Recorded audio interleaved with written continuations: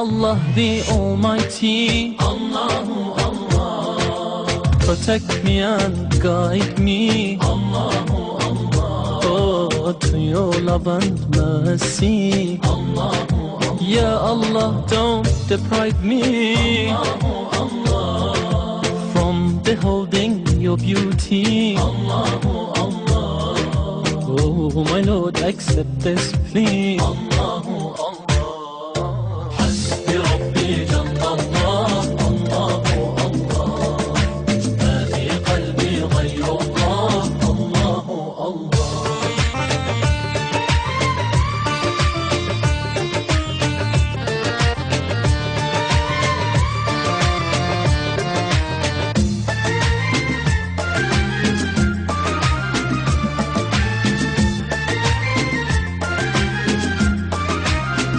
Affeder günahı Allahu Allah, alemin padişahı, Allahu Allah, yüreklerin penahı. Allahu Allah, İşit Allah derdimi, bu ahlarımı, rahmeyle bağışla günahlarımı. Hayır eyle hem akşam hem sabahlarımı. Hasbi Rabbi Jallallah, Allahu Allah, Ma fi qalbi ghayrullah, Allahu Allah.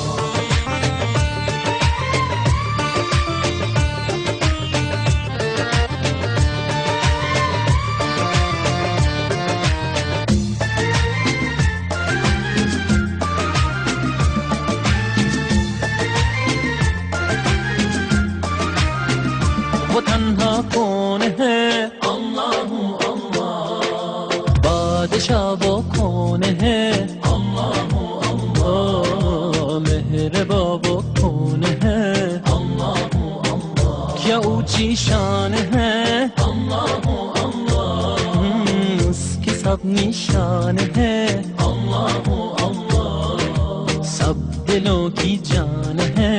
Allahu Allah, Hasbi Rabbi Jallallah, Allahu Allah, Ma fi qalbi ghayrullah, Allahu Allah.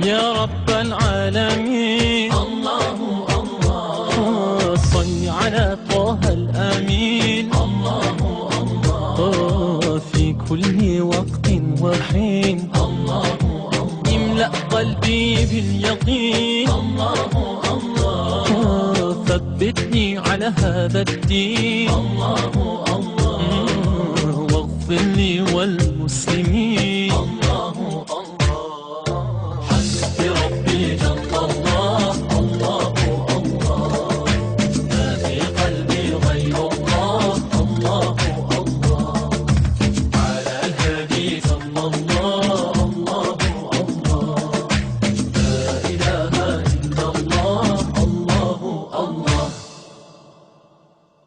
Oh Allah the Almighty, Allahu Allah, protect me and guide me, Allahu Allah, oh, to your love and mercy. Allahu Allah, İşit Allah derdimi, bu ahlarımı, rahmeyle bağışla günahlarımı. Hayır eyle hem akşam hem sabahlarımı. Hasbi Rabbi Jallallah.